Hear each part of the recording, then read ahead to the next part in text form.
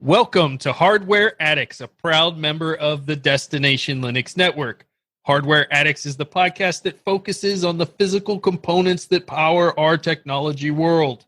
In this episode, we're going to discuss the latest AMD mobile processors that will have you grabbing a bib to keep the drool under control.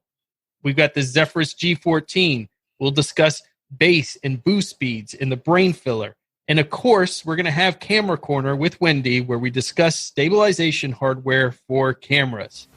So sit back, relax, and plug in, because Hardware Addicts starts now.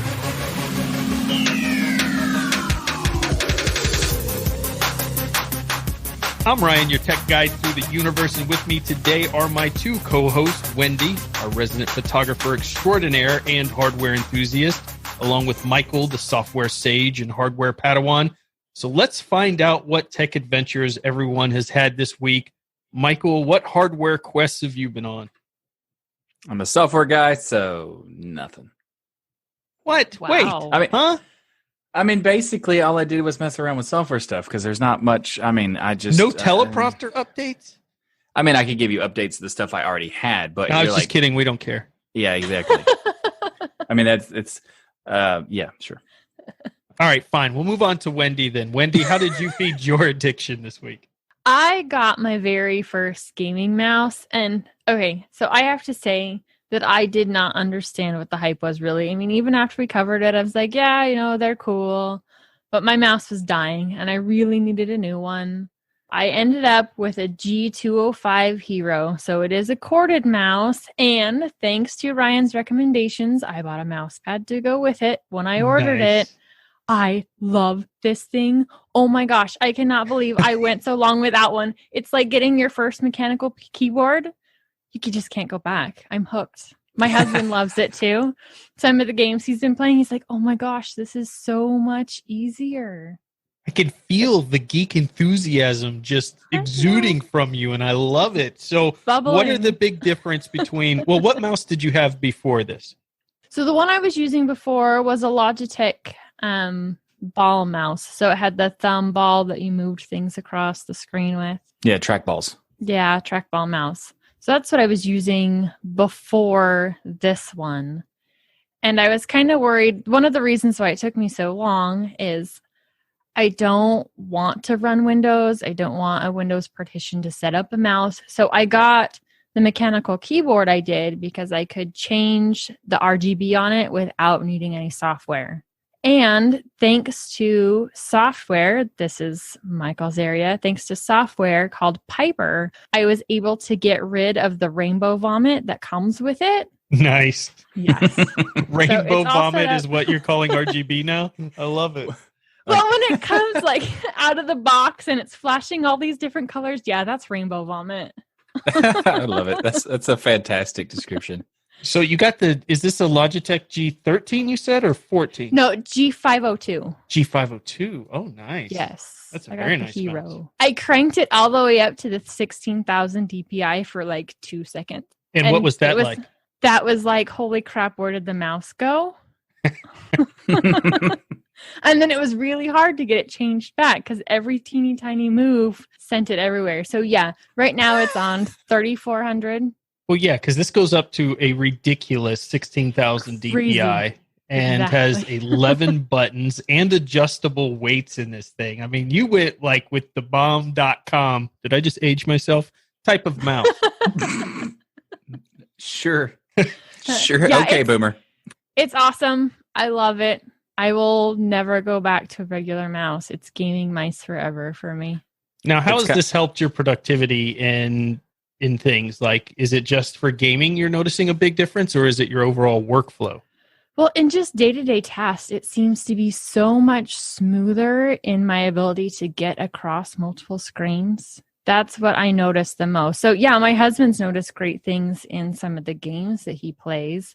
I did try again to play Doom and I still died, but I'll get better. It was a smoother death. Exactly. Smoother death. Yeah, I made it a little bit further. It's not the mouse. It's me. But day-to-day stuff, It is. It's amazing just how much smoother it goes back and forth between the different monitors. And I've got my eye on a 34-inch monitor, so it'll be really awesome. And you're going to notice that Nice. you can actually, when you think about the DPI being ridiculous, a lot of that is for first of all, I don't know that anybody uses 16,000. If you do, I want to hear from you. Let us know. I would be curious because it's really hard. But if you have a giant monitor or screen, or you have a bunch of screens, then that starts to come into play where it would be a little more useful. And I'm talking 16,000, probably not, but the higher DPIs, the bigger screens you have, the more real estate to cover and get over, the faster, of course, you can do that with the higher DPI. But 16,000 is a little much. That's a lot. Yeah. There's a lot. I use I don't even know what the actual setting is because my mouse has the DPI switching on the mouse itself. So I don't even know what I'm switching to. But I use that's not the low tiers, but like somewhere in the middle, because I do have 3 monitors. So it allows me to go quickly, but not too quickly, like whatever the 16,000 craziness would be. But I bump I that switched. one and it shoots across 2 monitors, literally.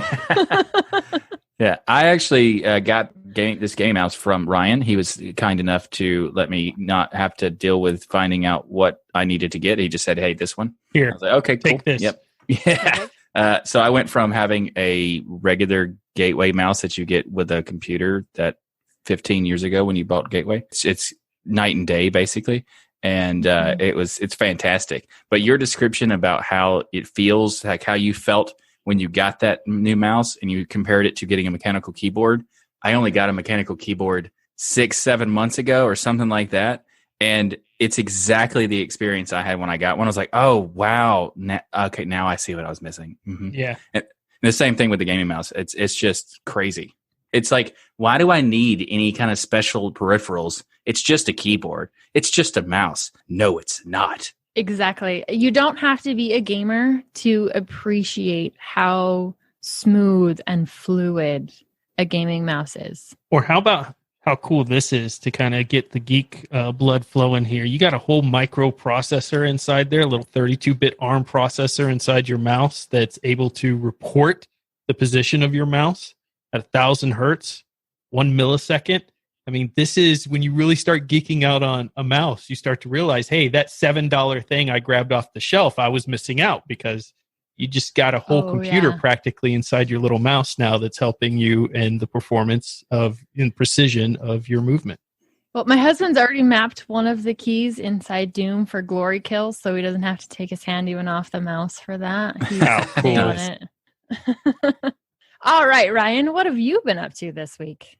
So I decided to dabble with a new USB audio interface. Now, I've been using the Scarlett 2i2 since I started my YouTube channel 4 or 5 years ago now. I just wanted to try something a little bit different that had a couple features I was looking for. One was to be able to actually see the decibel rate as I'm speaking on a little digital monitor. And the Scarlett, of course, has no digital monitor on it. You can't see the volume or if you're peaking or clipping or anything like that. Now, I have the DBX286S, but it's off to the right, so I can't really see it very well. So I got the PreSonus Studio 2.4, and it has a little digital screen on the front, and I'm able to put that on my desk right underneath my monitor. And as I'm talking right now, I can see the lights light up green. I can see the left and right balance, and I can see if I'm clipping. And it's just been a real joy to use this PreSonus brand. I had not heard of them before, but Noah from the Ask Noah show actually is a huge fan of this brand, and we know how awesome he is with audio and tech. So I couldn't be more pleased. It was literally plug and play. Doesn't matter if it's Linux, Windows, Mac, whatever. It works with all of it out of the box. You don't have to have any special drivers or software, anything to use it. And just absolutely geeking out over it myself. That is awesome. Nice. It sounds pretty good too. I mean, you can't really tell the difference, but it sounds good. If you're purchasing hardware, like even the mouse we're talking about, sometimes you may be like, hey, that's just not in my budget right now. But if you start hunting for something used, you can save so much money. And really, they've done a really good job on sites like eBay. It's not perfect, but they've done a much better job recently of making sure the buyer, now the sellers always kind of get juked around, but the buyers are protected. I've purchased just hundreds and hundreds of pieces of hardware off of eBay. First of all, the amount that I've ever had to send back is less than 1%. And the times I've had to send it back, I've always gotten a refund. But the amount of money I've saved is just incredible. This one wasn't a huge savings, but this is a $109 USB audio interface. I was able to pick it up for $80. So it's a nice savings off there. So if there's something out there that's outside of your budget, don't shy away from used, especially if there's a protection there for you as a buyer, to where if you get something and it's not like the pictures, doesn't look like the pictures, then you could just send it back and get your money back. So consider getting used equipment as well. And you don't even have to go through eBay. eBay is a great option, but places like B&H Photo and Autorama both offer audio gear for used prices. So if you want to go through a company instead of eBay, those are great options too.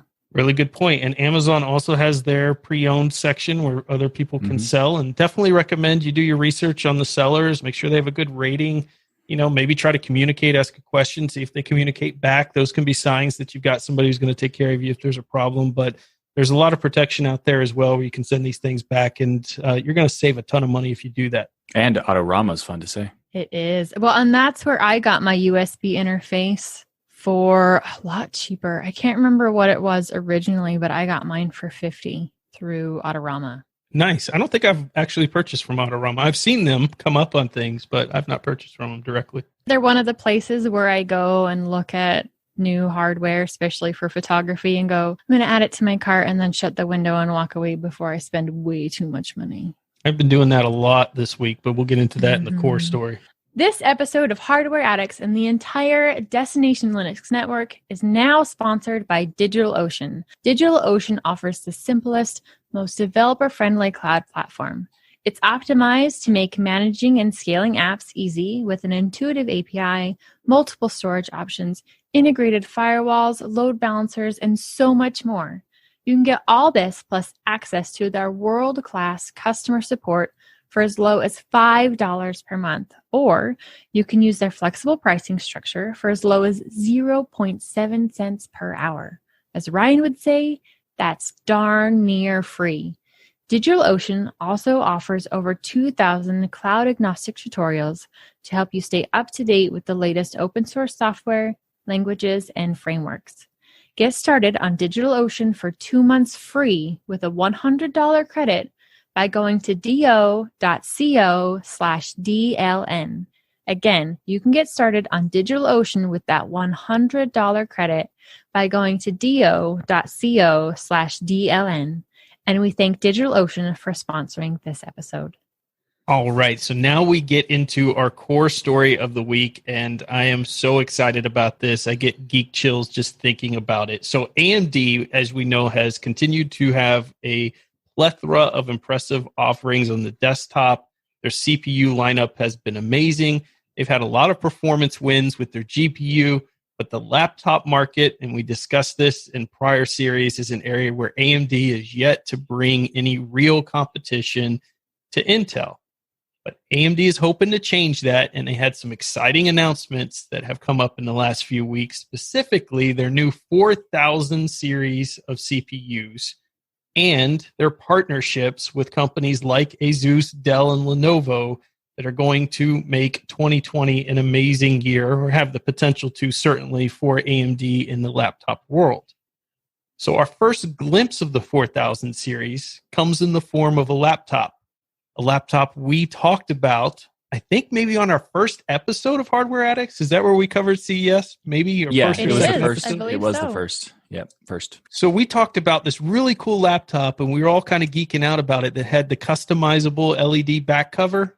Well, this is it. And it comes with the new AMD CPU in it as well. Zephyrus, by the way, if anybody was wondering that name, because I had to look it up, is the personification of the west wind and the bringer of light spring and early summer breezes. So that's refreshing. Sounds refreshing to me. Yeah, sure, naturally. Mm-hmm. So AMD has a couple of options in this new CPU line. We're kind of going to jump a little bit back and forth between the laptop itself and what AMD has, because both are pretty exciting for me. So the three options, we start off with the H series, which has a 45-watt TDP, 8 cores, 16 threads, with the highest being at 3.3 gigahertz base frequency and a 4.4 gigahertz boost. So that's the highest of their H series. So there's multiple versions of that. That would be your fastest one for this mobile CPU line. If we're playing Take My Money, it's already there. Like, just take it. We're not playing Take My Money, Wendy. You're just jumping in there, giving your money away. We haven't even gone through the series. I know, but I am like just so excited. You know how I was geek bubbling over the mouse? Well, right now I'm having a hard time staying in my seat because, oh my gosh. I know. About this thing. Now you kind of understand the story I'm going to tell about putting this thing in my cart over and over and over again this week. Oh, yeah. So we also have the HS series with a slightly lower base and turbo frequency, but also a lower TDP at only 35 watts. Now, the trick to the HS line is apparently it's only certain partners who abide by a certain build process approved by AMD that can get a hold of the HS line. So it's not going to be a general availability or any manufacturer can go grab it. Now, one of those manufacturers happens to be ASUS, and that's the CPU that's going into the Zephyrus G14, which will come with the Ryzen 9 4900HS, 8-core, 16-thread, 3 gigahertz with a 4.3 gigahertz boost. Yum. I mean, that's all I can say about that. It's incredible. I'm just giddy. I am so giddy. I have been wanting to have a really high quality AMD processor in a laptop, and we're finally getting to the point where that wish can come true.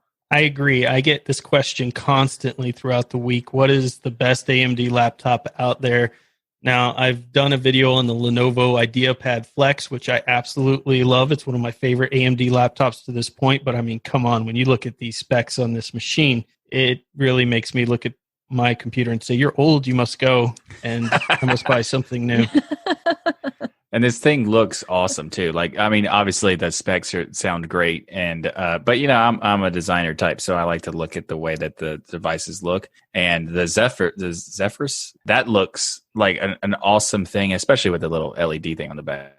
Ridiculous. The thing that I like most about it at this point is that they've packed such a powerful CPU in a case that's still easy to move around with. One of my biggest issues with a lot of the powerful laptops, and part of the reason I don't have one right now, is because they're massively thick, they're super heavy, they're not portable at all. And I don't want to have something that I can't get actual work done on. That's a really good point. And Linus did a video on this because, of course, his channel gets one of these ASUS Zephyrus G14s before us, which is completely unfair. Despite his millions of subscribers, we should have got it first. But in his video, he does a comparison against the much thicker and bulkier desktop replacement laptops like these insane, ludicrous Helios 700s with the Intel flagship mobile processor, the i9 9980HK, and the Zephyrus outperformed it in many of the benchmarks, but even he was shocked that it actually was on performance par for par on the single core marks. And that is something we generally do not see with AMD. Intel's always kind of got that single core advantage that they've always had. And I think the most surprising part about that is you're talking about an Intel chip with a 5 gigahertz boost in it, and you're running benchmarks, which, you know, the boost is going to come into play at certain points. That's pretty amazing that AMD is keeping neck to neck with that and utilizing less wattage at the same time. Amazing. Well, and one of the things he noted was the maximum battery life for these. So it wasn't just that, yay, you're having more power and it's cooler, but you can use this laptop for what I think you said 10 hours with light work. Yeah. That is just insane when you think about the kind of performance you're packing in a desktop replacement level laptop, and you're getting 10 to 11 hours of standard usage on it. Now, I've been one of those. I've purchased the fancy gaming Alienware laptop with all of the, what did you call it? Puke lights, throw up lights, rainbow vomit. Rainbow vomit, yep. That's it. With all the rainbow vomit on it and everything else. And, you know, they're so heavy, you barely can use them as a laptop. You pretty much always keep them on your desk. They get super hot. You know, they're bulky. They're a laptop, but not really. This is in the battery life, I mean, come on, you're lucky to get 3 to 4 hours out of it. The fact that you're getting an ultra portable level laptop battery with this is quite insane because of what they've been able to do with the TDP in this particular lineup. See, shut up and take my money. There you go. I think I'm going to be saying the same thing. So there's also the third version of the 4000 series known as the U series. And this one is where it's all about the performance and low TDP, performance of the battery life for a laptop. I see this going into ultra portable laptops all around. This is going to be a big win for a lot of manufacturers here, especially when I get through the specs. So you get a Ryzen 7 4800U 8-core 16-thread with a 1.8 gigahertz base, 4.2 gigahertz boost, but get this, 15-watt TDP.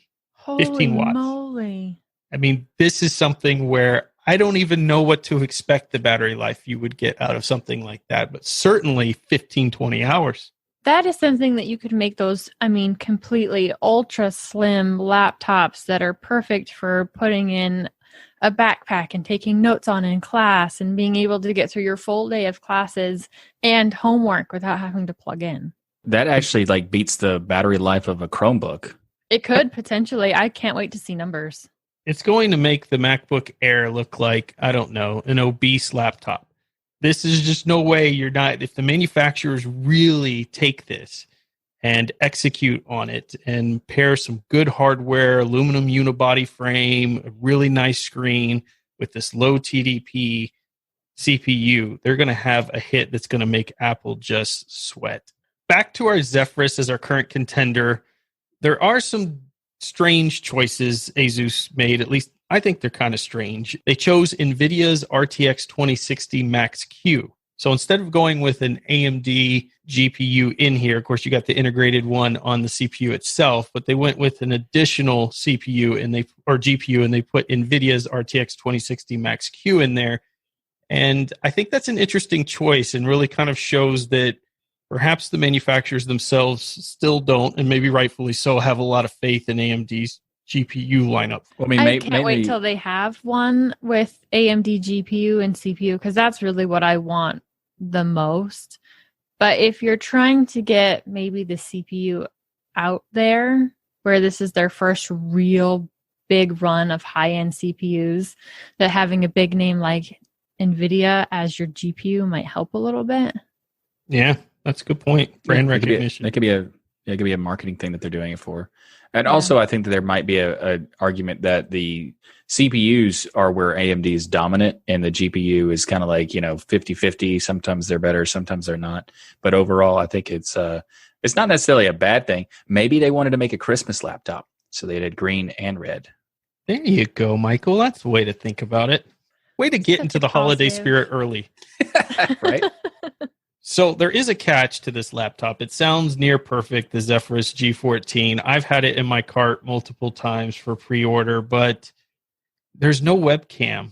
It has a really lousy fingerprint reader, and the backlighting on the keyboard reportedly is quite terrible. So the fact that there's no webcam is kind of silly, because it's what year are we in? Why? I understand you can do external webcams, right? But it doesn't seem like there's any particular reason why, because they actually have a bezel at the top where, webcam would fit. So it just seems kind of weird decision. I've actually not always been a huge fan of ASUS laptops. I always found their keyboard placement of their keys to be slightly bizarre. I see weird decisions like this kind of as a general theme. There's always some weird thing they try to reinvent the wheel with. And this is kind of like an Apple move to me. I could see Apple totally coming out. We got our new MacBook Air out, and it doesn't come with a webcam, and that's the advantage. That's the big feature. I mean, at least this thing has other things to make it cool. And fingerprint readers, depending on who you are, maybe something you use a lot, maybe something you don't care about, but this one's not very good. But that could probably be fixed with software. The backlighting on the keyboard seems like a weird choice, although people say that typing on it has been fantastic. I think that it does hit on all the other areas that will matter to people, like 120 hertz refresh rate. And I think a very reasonable price at $1449. There are multiple versions of this, even at lower prices than that, but that's a pretty powerful version of this Zephyrus at $1449. And based on other laptops in this range, I think that's a pretty reasonable price point. Yeah, I've been looking at high-end laptops just because it would be so nice to have something portable that can do everything that I need it to do. And as I get to looking at them, I'm like, holy crap, you can get into these massive $2,000 for a laptop. And then I'm like, nope, if I'm spending that much money, I'm completely rebuilding my desktop. I figured you would say if I'm spending that much money, I'm replacing all my camera equipment, but desktop works too. I could do both. Just give me all the money and I'll do both. There you go. So if AMD made Intel soil themselves on the Ryzen 3rd gen offerings, you know Intel has to be straight up wearing diapers at this point after hearing this announcement. But Intel's not out of the fight. I love me some Intel. And Intel has their 10th gen mobile CPUs that they've announced.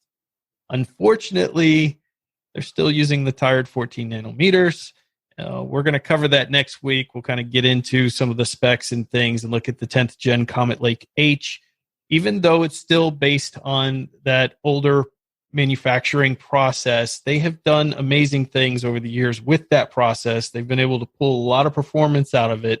So they'll probably be able to, if it was neck and neck with their current flagship, the i9-9980HK, this one's probably going to come in and give the Ryzen a run for its money. I just don't know if they'll be able to get that TDP where it needs to be. Yeah, and I think they might be able to match performance, but man, how do you match that battery life? Exactly. So it sounds like you're both very interested in this laptop from ASUS, right? I don't know. How could you tell? Well, it sounds like maybe ASUS has hit your wallet with a lightning bolt. Zeus, get Joe. Yep. Oh my gosh! I'll be here all week. Wow. We banned the dad jokes. We told you no dad jokes when we started today. Come on. We didn't say no dad jokes. You said not 15 dad jokes. So I'm just limiting it down to maybe 7. Well, good job on that. That was a little bit of a stretchy one. It was a stretch. We're going to allow it. I went for it. Well, the Christmas joke was there in there too. So I'm there's hit and miss. It happens. She won't want me. Dang, that's the ultimate insult. So let's get into our brain filler. We're going to talk about the base versus boost clock, which you've seen a lot of that as we were talking about the specs of the various CPUs. And it got me thinking, how many people really know what that means? I don't. Well, the most important part of this discussion is really bragging rights. Because, listen, if your base clock is only 3 gigahertz, which is a measurement of how many billions of calculations it can perform in a second, and your friend has a base of 3.8 gigahertz, well, then you're clearly the noob and should hide in shame because you have a slower CPU. And that's important to be able to make fun of people who don't have a fast base clock as you. All right, cool. Thanks for explaining it. Thanks for coming to listen to the show, everybody. Now you understand. Well, there's maybe a little more to it than that. So, back in the day, we only had base clocks. It was pretty easy to compare speeds between processors. You then only had to consider things like cache and architecture and those things to determine what was a really good purchase or buy. But today you have this base and boost, and not just on CPUs. But the easiest way to define it is the base clock is essentially the speed the CPU is expected to operate under completely normal usage at the defined TDP. It's like your law-abiding citizen driving their cars at the posted speed limit, getting the gas mileage the manufacturer said they were going to get. That's your base clock. Now, your boost clock is turbo mode. That moment when you're feeling a little bit rebellious, you punch the pedal to the floor. As you're going across the intersection, the cores in use peak to their max potential to get the job done. The issue, though, you don't want to focus solely on boost because it can only be maintained under circumstances in which the temperature and cooling stay within the thresholds of the processor. So while the numbers look really impressive, like 5 gigahertz or 4.8 gigahertz, if you have a sloppy cooling solutions, which generally in laptops, that's one of the ways they can cut some money back, right? They don't put the proper air ventilation in, or they put it in a stupid spot, or the piping that they use. Facing your lap? Exactly, like facing your lap. This is something that you really have to consider in there. So boost is not generally in laptops. In fact, a lot of them are underclocked because of this. You're not going to necessarily hit those peak performances for long periods of time. It's not that they can't. If they have proper cooling, they can, but it's very hard as we as consumers push for thinner, and they're trying to figure out how to also cool all of these things inside at the same time. Finally, not all cores boost. and not all cores can boost at the advertised speeds. There are certain yield deviations that means you get a great CPU that doesn't quite hit the advertised boost speed.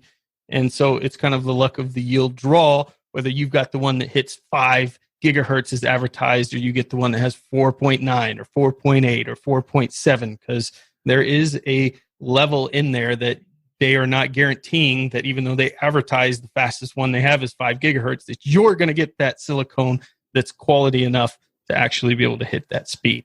It would be my luck to get the one that was on the lower of the range. Exactly. Mine too. But the good news is now that we have Boost today, it allows your CPU to overclock itself to get work done, and then you can return to normal op parameters. So it's still cool. It's a really cool stat. Just don't put too much weight into it all the time. Especially you have to kind of consider, is this a desktop machine where you're going to be able to control the cooling solutions and make sure it's properly able to dissipate the heat? Or is this a situation where you're going to be reliant on a manufacturer of a laptop in which you're not quite certain how they're doing it? Actually, there are more factors in the performance between boost and base clock speeds, like manufacturing variances and other things like that. Thank you, Michael, for preempting the YouTube comment we're certainly going to get on this. There are so many factors in this, and on this show, we try to give the explanation of things that your average everyday user can understand. But you are correct, Mr. YouTube commenter. That is absolutely right. There are more factors in the base and boost clock than we can account for on the show. You need to know it's all about the base. No trouble.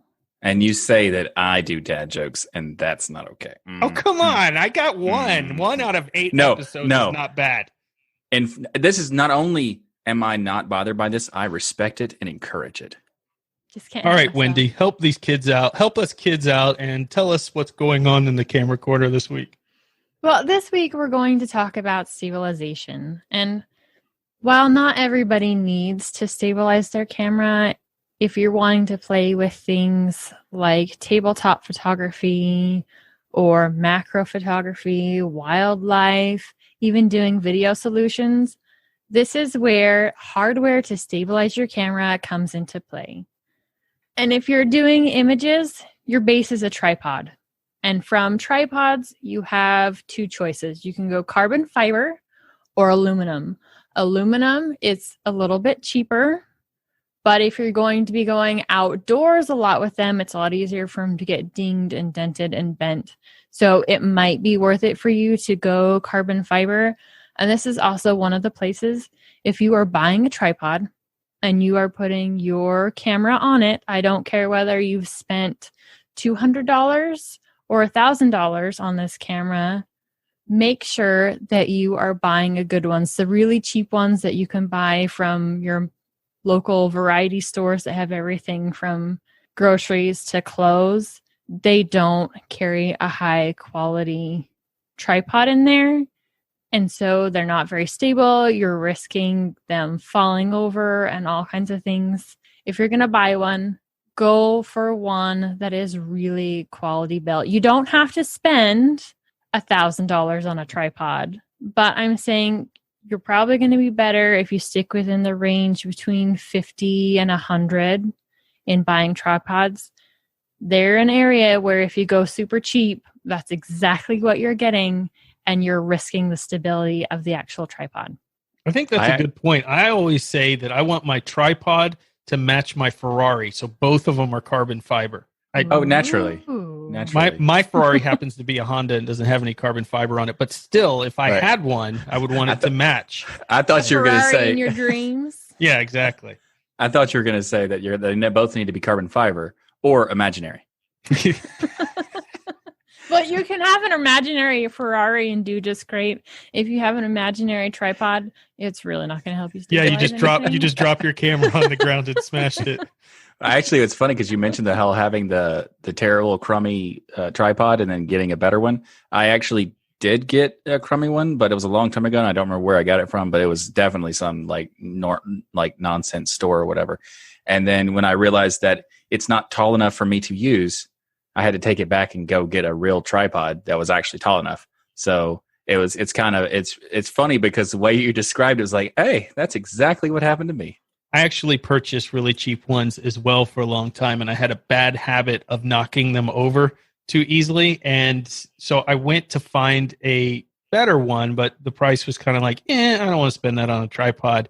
But eventually I was in a antique store and they had one of these old tripods that, I don't know, it's like made out of lead, but really steel. It's just so heavy and has just such a precision head on it to be able to move precisely in things. And it probably was extremely expensive in its day, but that thing has served me really well. And I think I picked it up for like $25, $30, but it was just a very old one. So I don't know what your thoughts are on steel, but it seems like the older ones had a little higher quality than the aluminum as well.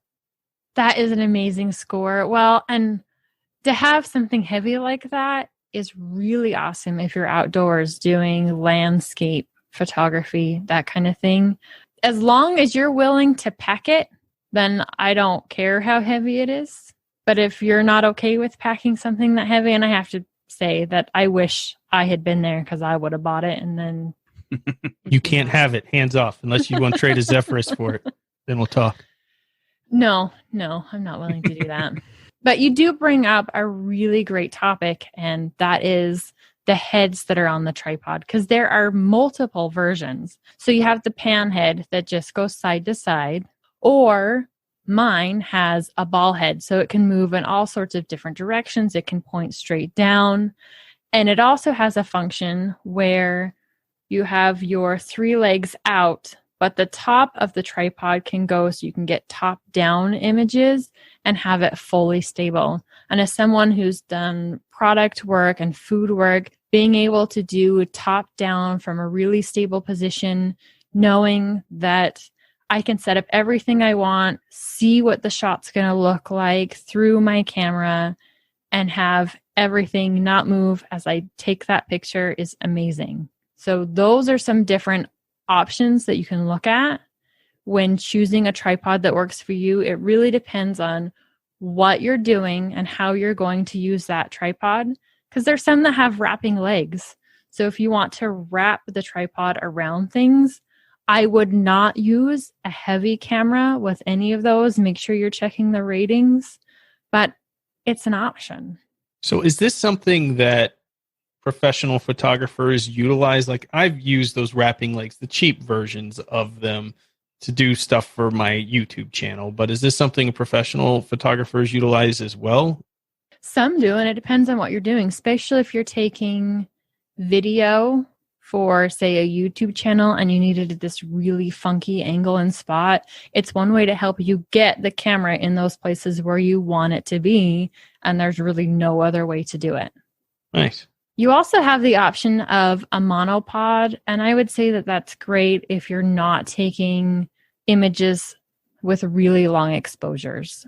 So they're perfect for out on a hike, being able to stabilize your camera that way. They're really handy for like sports and stuff, so you can move around, set it down real quick, get a few pictures off. They also come in the different options of carbon fiber and aluminum, and they typically come with a pan head, but a lot of the higher range tripods, you can change the head out on them. You can buy different heads for them. So don't be afraid that if you get one, that you have to buy a whole new tripod. If you would like a different style of head, you can just buy a replacement, screw that one on, and off you go. Now, is there a brand recognition in the camera community to say, hey, you need a K&F or a Vanguard, or is there particular brands you all utilize? And I was just reading those off of Amazon, typing in tripod, so I don't actually know any of those brands, but just curious. Or is it more you just look at the ratings, make sure it has the right type of head, right type of material it's made out of? Manfrotto is a really big name when it comes to tripods, but they are definitely more on the expensive end. I have a K&F tripod.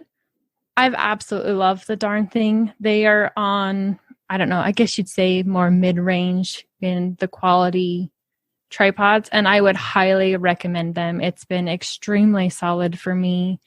So not only can I do overhead shots with it because it has that ability, I can reverse the legs and have the camera upside down inside the tripod, which is amazing for when I've shot video with it that way. with feet walking along the road, I was able to get as low and get the angle that I wanted to get. That's wild. I didn't think. Yeah, about it that. has crazy features like that. Plus, it has a place to hook a sandbag on it. So you can add more weight to your tripod to stabilizing it, depending on how much weight you have on the top of your tripod. I highly recommend that brand. It's definitely one that has been worked well for me. So I'm looking at a Manfrotto, and I'm a little bit like, really, $293? That's a RAM upgrade for me. I don't think so, Manfrotto. But yeah, and that's again, I'm not a even their most photographer. expensive. Wow.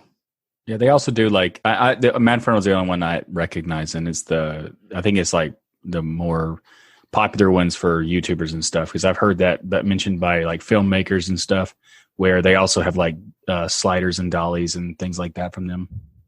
Yeah, I mean, they make a very high quality product.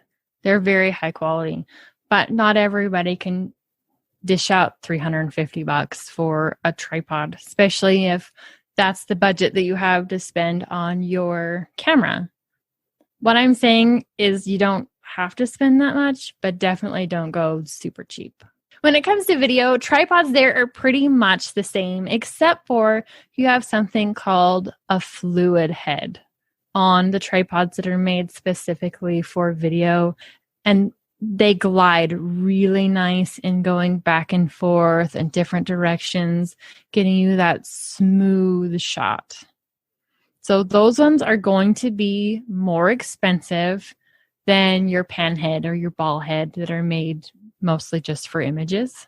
Now, can you use the same video one? Let's say you spend a lot of money on a nice video one and it has the fluid head. Is that something you still could utilize for a regular camera? Yeah, absolutely. You can use it for your still images. You can use it for video. So if that's something you want, when you're looking at the tripod to buy, that's something to keep in mind.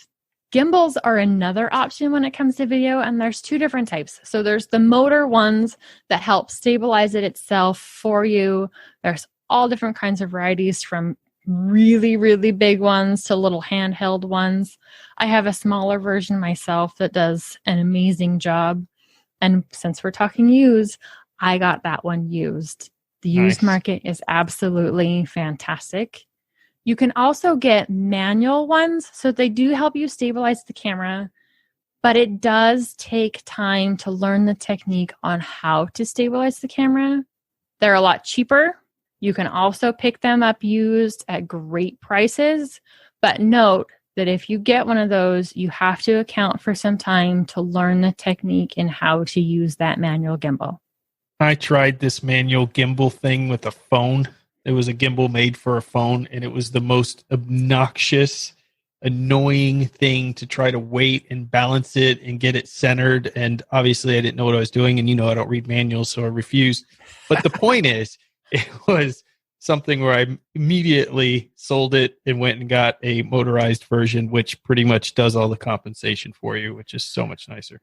Well, for the ones with cameras, you still have to balance them. So you can't just throw your camera on there and be good to go. And part of that is you got the weight of the lens, and that'll be different on whatever camera you're using. For phones, it's so much easier. They are a ton lighter, but you will have to balance everything out on your motorized gimbal. But once you figure out how to do that, so I guess there's a learning curve for both, though the learning curve on the manual one is definitely greater. Dollies and sliders give you those super smooth slide in, slide out shots, and even cranes to do a dive in and over. These are a little bit more specialty gear. They are if you have a certain picture in mind of how you want something filmed. A lot of people who do YouTube for tech gear or a lot of other things where they're showing off what they're doing will use things like the dollies and sliders. You can pick up manual ones for super cheap. I've got a slider that's manual, and let me tell you, they are extremely hard to use to get that even panning across. So I'd almost say if you need one on these, skip the manual, save up, get the motorized one. That's perfect for Ryan. You skip the manual and just get the motor. I think she was talking directly to my soul. Yeah, exactly. I actually saw a YouTube video where this guy was like doing these really it's nothing to do with like tech stuff, but the production quality of the video was so impressive, and it had a dolly shot or a slider shot, and it was just randomly switched to the slider shot, and then he did a behind the scenes thing, and he just had a camera sitting on a slider that just went back and forth the whole time, and he just randomly picked it at some point to put it in. I was like, that's actually pretty genius.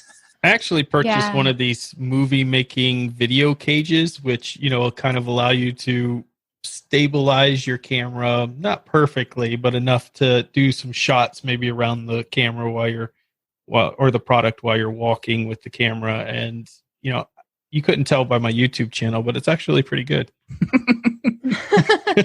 Well, the last video I did when I was taking pictures of my CPU cooler, the first video that I did, which none of you saw except for you few here, Ryan and Michael and the Hardware Addicts, I did that panning on my tripod, and I was able to get it pretty smooth.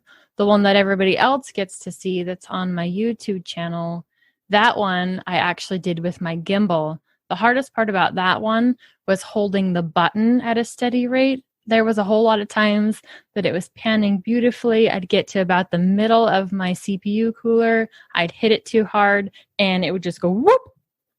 Yeah. Have to go crap and start all over again. So being able to set the speed can be helpful, but know that you have some range in there. You don't have to start at the most expensive. Buy used. Then save some money, sell what you don't need anymore, and replace it. This is a great market for being able to resell stuff as long as you're taking good care of it. Love it. So what's the difference between a dolly and a slider? The dolly is what the camera is actually sitting on. So your dolly can have wheels, or you can have a dolly on rails. They can range from small, like mine, which is 32 to 36 inches without a motor, to massive ones that not only is the camera on the dolly, but the person controlling the camera is on the dolly. Great for those super movie action shots, fast motion. You can do amazing stuff with them in all different types of configurations. You can probably have 10 or 20 and they all be different. So, Wendy, if people have more questions on this topic, how can they get a hold of you? They can get a hold of me in two different ways. First, we have Discourse. That is a great place to go chat with everybody. There's a thread inside the photography section that says, what are your hardware questions? Feel free to drop them there. Or if you're not on the Discourse, you can drop your question in Telegram. Just make sure you hashtag it HA Camera Corner so that I can find it. Very nice. Yeah, we'll put that in the show notes too. All right, so that's it. Our 8th episode of Hardware Addicts is a wrap. Thank you so much for listening to the show that brings you your bi-weekly tech fix. If you're not all lit up on tech yet, then be sure to check out all the great content on the Destination Linux Network. Head to destinationlinux.network to check out all the amazing podcasts, YouTube partners that are available there. There is just so much content to fill your brains with. Remember, there's no such thing as too much hardware. Learn, build, innovate, and grow. And if you want to boost your knowledge on hardware, be sure to check out the next episode of Hardware Addicts, because all your base belong to us. Wow. Wow, Michael. That was a stretch, but I think you kind of got it. We'll accept It works. It'll be in the ending. That's all it matters. It doesn't have to be perfect. It just has to be there.